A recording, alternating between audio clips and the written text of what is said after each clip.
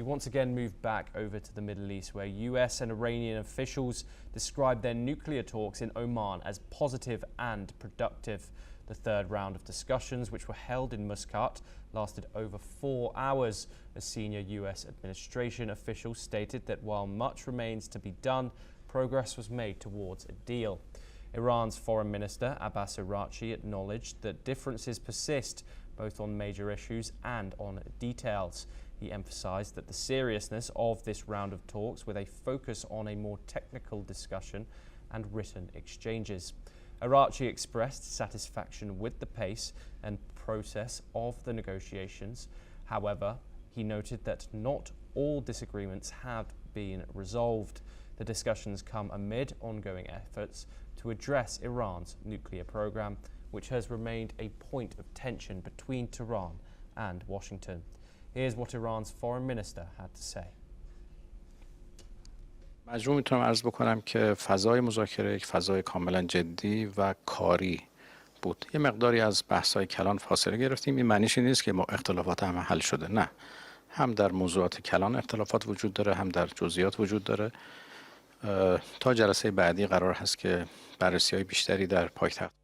من از روند مذاکرات، از روند به اصطلاح شکل‌گیری مذاکره و سرعتش راضی هستم. فکر میکنم که روند خوب و رضایت بخشی رو داره. مذاکرات این بار خیلی جدی تر از گذشته بود و ما به تدریج وارد بعضی از بحث‌های جزئی تر، فنی تر، تکنیکی تر شدیم.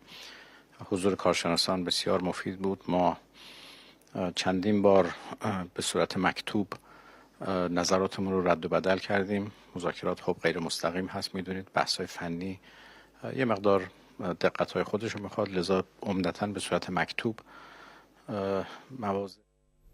Omani Foreign Minister Badr bin Hamad Al Busadi confirmed that talks would continue next week with potential high-level meetings planned. We are once again joined by Ross Feingold, political risk analyst, to discuss this further once again. Ross, Donald Trump seems to have very much confidence in this deal. Iran has obviously assured that it won't be stopping enriching uranium. Is that confidence justified from the American president? Most of all, that's probably President Trump's negotiating style. He usually expresses optimism about negotiations that he's involved in. But the positive thing is that the two parties have gone through multiple rounds and are ready to have another round of discussion. So there seems to be something to talk about. There seems to be some common views on the core issues. But again, as you said, the ultimate issue is whether or not Iran is going to maintain its enrichment capabilities.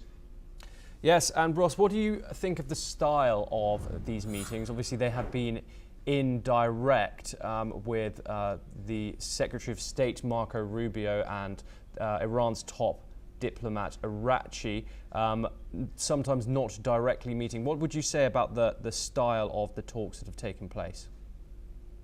It seems to be working. Again, the fact that they've had multiple rounds and they're willing, both sides are willing to do this again, seems to indicate that having an interlocutor go back and forth between the two sides, so maintaining an indirect conversation, but they're still having a conversation, although it's through the interlocutor, it seems to be working, and I think we should all view that as a positive. Yes, and Tehran says its missile program and defense capabilities are non-negotiable. Do you think any meaningful deal can be reached if such major security issues are off the table completely? Makes it very, very difficult to reach a deal. It really depends on how much the United States and allies of the United States will be asking for. If they're asking for an end to enrichment, that's one thing. But if they're asking for an end to enrichment and restrictions on Iran's missile programs, now they're asking for a lot more. And especially coming at a time where we've seen Israel and Iran engage in hostilities over the past year, it's going to be very difficult to persuade Iran to impose restrictions on their missile program. So in that respect, I'm going to be pessimistic about reaching a deal, even though there seems to be reason to be optimistic on the uranium enrichment side. Yes, and Ross, it's those regional tensions I want to focus on next, especially with Israel and the Gulf states. How would a possible deal impact the broader Middle East security landscape?